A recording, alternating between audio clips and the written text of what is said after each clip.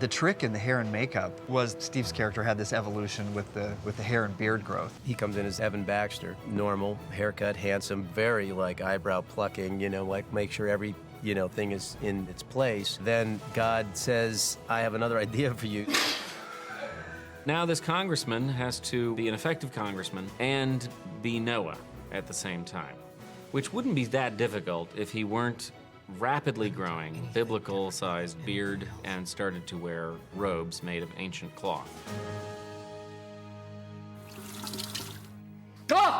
Ho! Ho! All right, let's do it. We had Dave Anderson, the best makeup person in this business. He's won a couple Academy Awards, hairlines and, you know, beard lines, and making it seem absolutely real. This is the hardest stuff to do. Dave had to create very specific, distinct looks to track that growth and evolution of Evan Baxter becoming Noah. We sat up in my office and he did storyboards on every look and how it would be and where it would be in the script and at what point the beard is going to be this length and then this length and then this length. Well, the first look was sort of a mountain man look, kind of a very, very thick razor stubble. Hair a little bit longer, but not so much that you'd notice it. To the kind of Wolfman, overgrown look, and ultimately to the full-on white, long-haired, long-bearded Noah. All in all, there were 19 wigs and I think about 17 beards. Wow.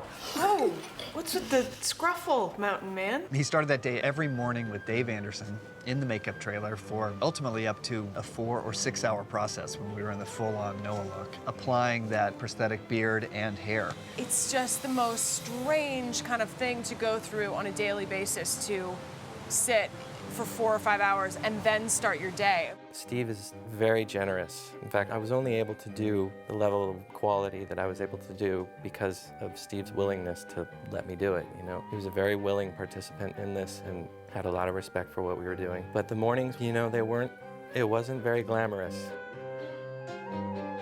One look would just involve what they call flocking, which is like electrostatically shooting hairs into glue on your face. So it wasn't like a beard that they, you know, like here's a beard and you hang it over your ears and you have a beard. No exaggeration, I had to get to set at 2 a.m. and I'd start makeup at 2:10 and I would be in makeup until 2 a.m. the next morning. We shot for, I don't know, 80 days or so. I was probably putting makeup on for, I think, 82 days. Like 82 full days of application. First time I saw him, at first I was like, ooh. Because at first he went through this whole Charles Manson look when it's short. What happened? Did you fall in a mine shaft? No. Did you just come out of a coma? No. Were you attacked by a werewolf?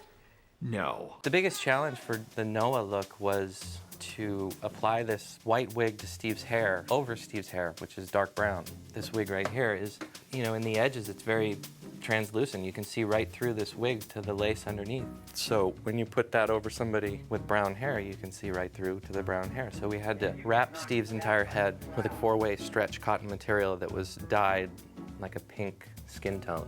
And so his hair was all pin curled down first, and then it was wrapped in this wrap. That was the process every morning, and what it left exposed was a little peak of brown hair. So I'd glue the hair down and press it down into his skin so that it was like solid with glue, this whole front portion.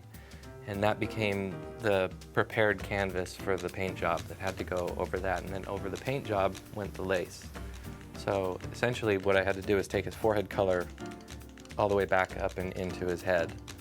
And a portion of it I was painting on top of his hair, and then I would sort of bridge that and paint on top of the gauze up here too.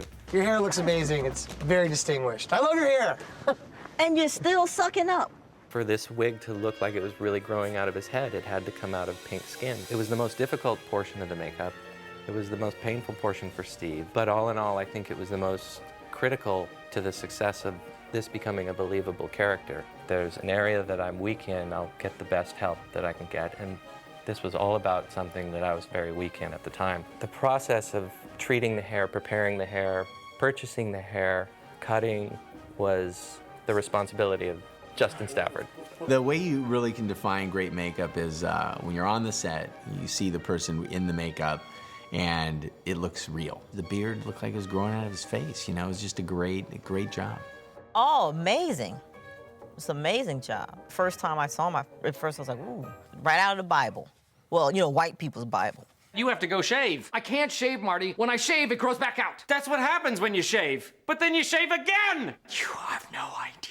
There's not a moment in the movie that I look at Steve and don't go, oh, this is absolutely real. You know, absolutely real. It never looked fake to me. It always looked like something that was actually growing out of my face. So when I lose a little more hair in real life, I will be calling Dave Anderson to come over to my house every morning and apply a toupee for 4 hours every morning because I know it'll look real. It was very visually satisfying to know that we had created that and given him the tool that he needed to go do this. And all in all, I think it was a pretty successful attempt to create a Noah on Steve Carell.